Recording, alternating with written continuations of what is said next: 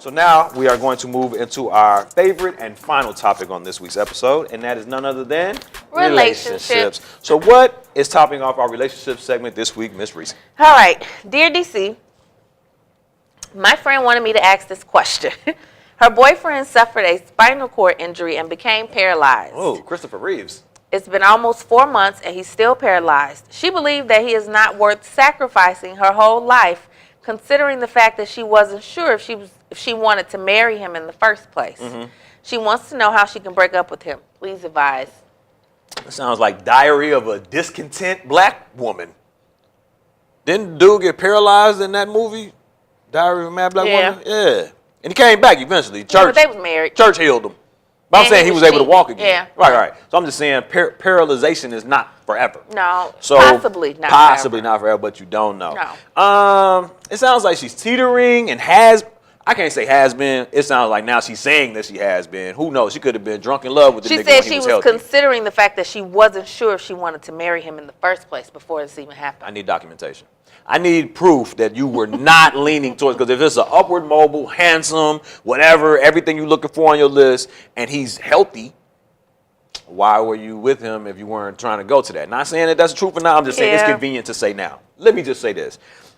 Bitch, get out. Because you ain't on shit with this nigga, and there's probably somebody that will love him, and when he bounces back, he needs to be with that chick versus still being with you or being alone or whatever. Give him space. Get your space. You obviously not 100% down for situations like this, and I've never been through it, so I can only empathize.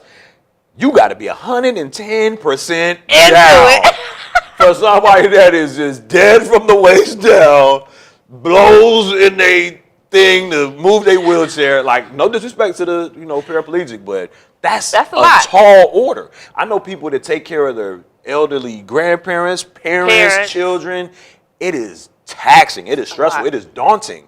And they have those moments where they just want to walk away. So somebody that's a boyfriend, a girlfriend, nigga, you have no obligation to this nigga.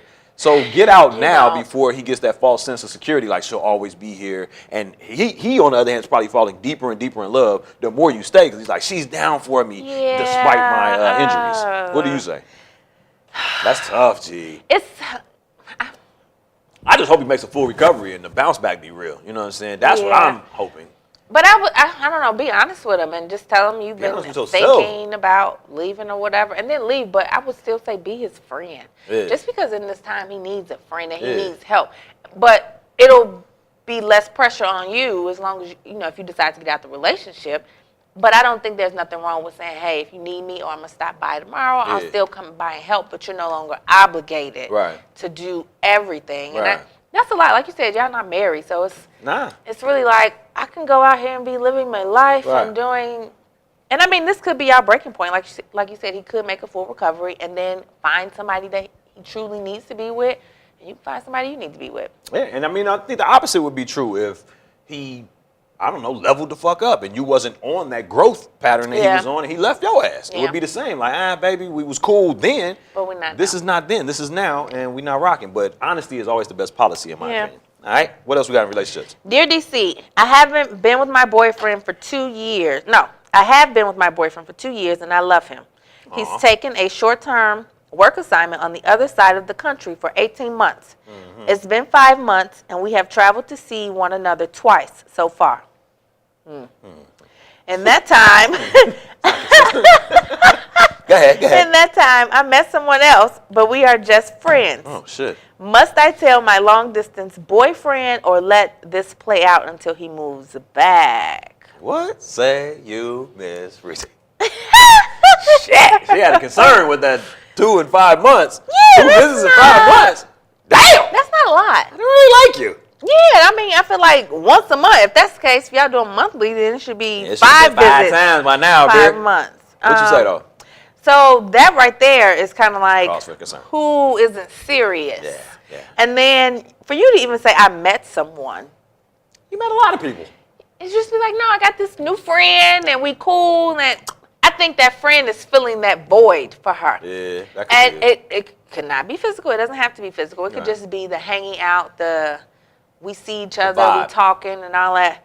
But I think in order to maintain that relationship with that boyfriend, you need to see him a little more often. if that's what you own. Yeah, you know, but if you're not, so if you're not trying to be with your dude that's long distance, close your mouth, okay? Don't say nothing. Shh.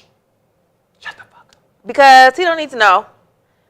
You just need to break up with him, and you know what I'm saying. Go on and do your own. Ease on down the road. Do your thing. Make that 2 visits in the next 10 months, and he'll get the picture. Yeah, but if you 6 months before you come back. Right, if you are trying to be with him, then you need to let this new friend know, hey, I'm in a relationship. I'm with somebody.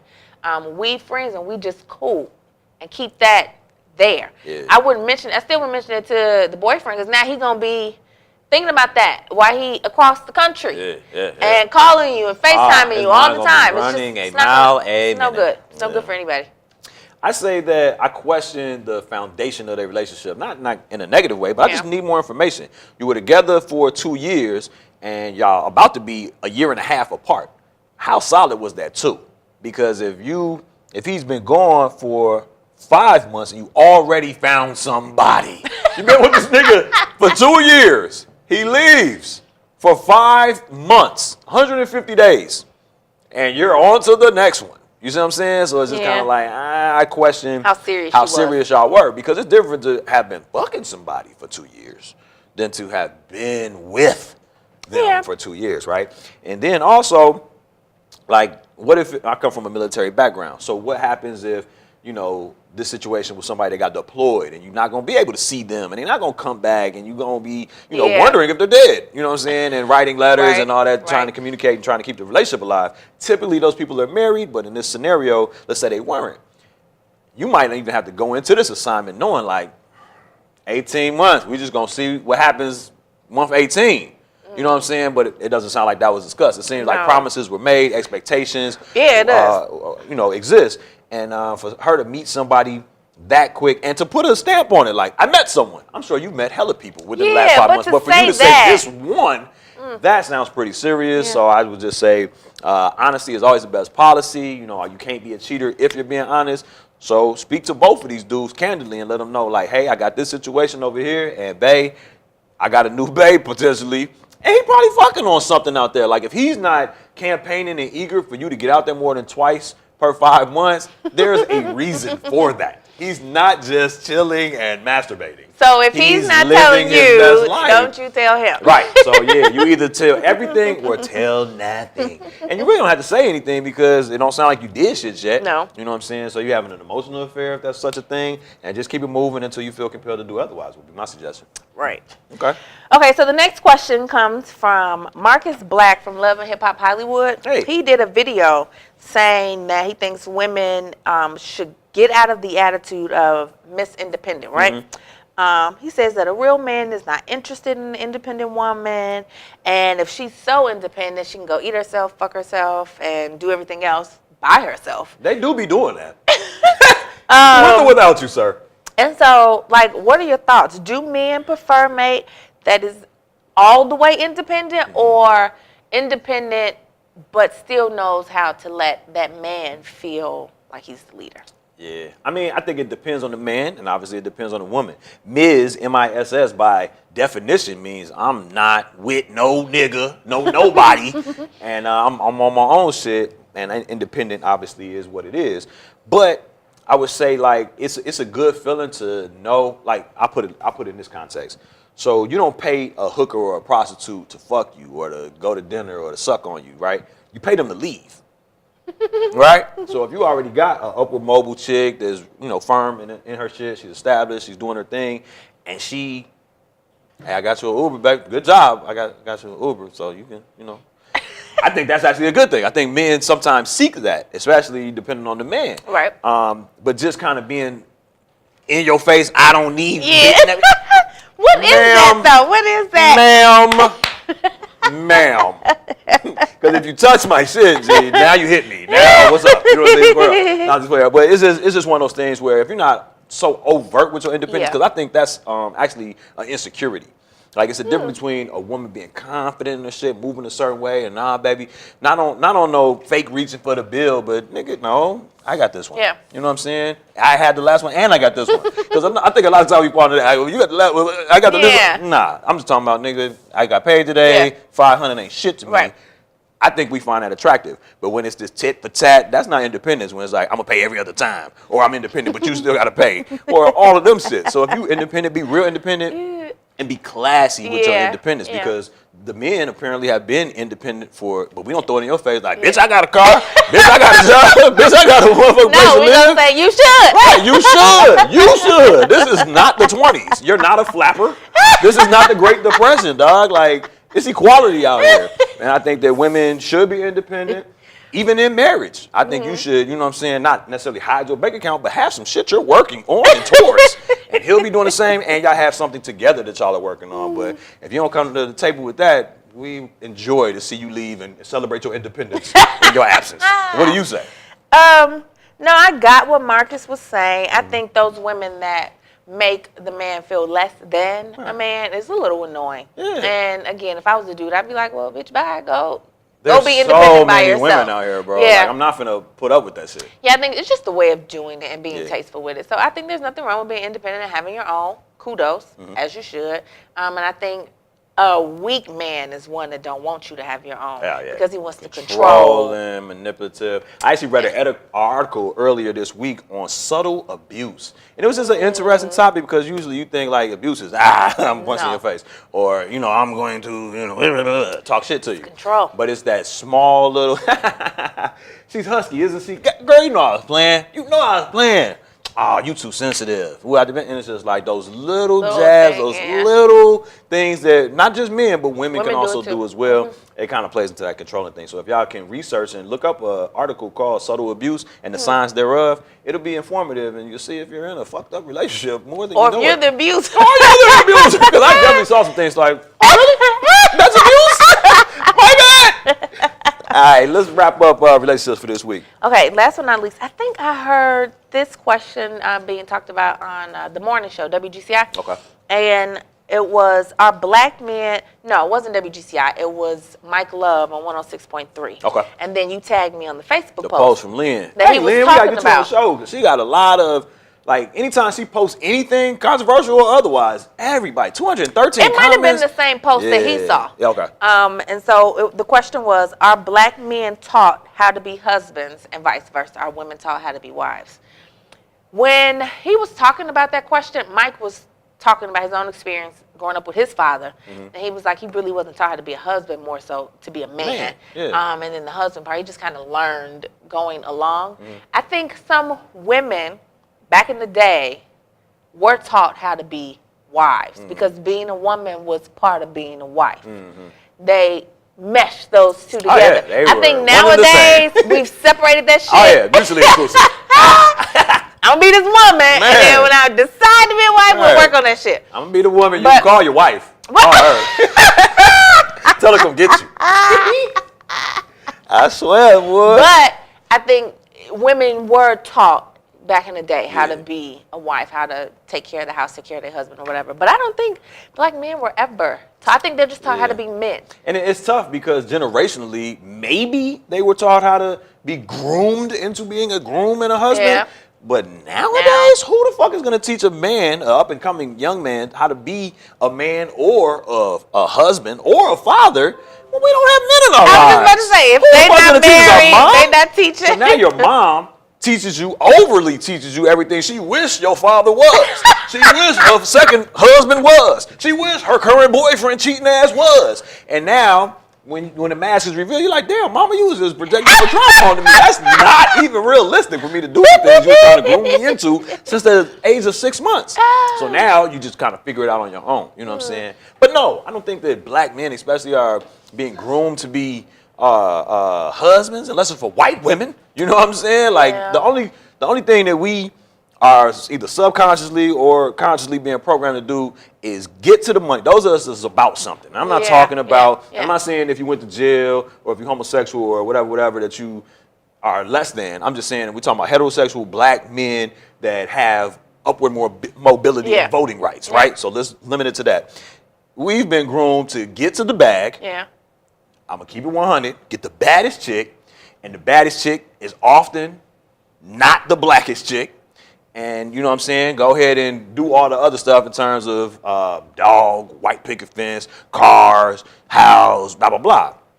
That's what we're groomed to do, and it's not in-house. It's not like our moms are teaching us this or our father figures are teaching us this. It's commercials. It's music. It's seeing all celebrities go that route. Because like when you see a black successful man with a black woman, it's an anomaly. Yeah. You're like, damn, Steph. You know what I'm saying? You're like, damn, Denzel.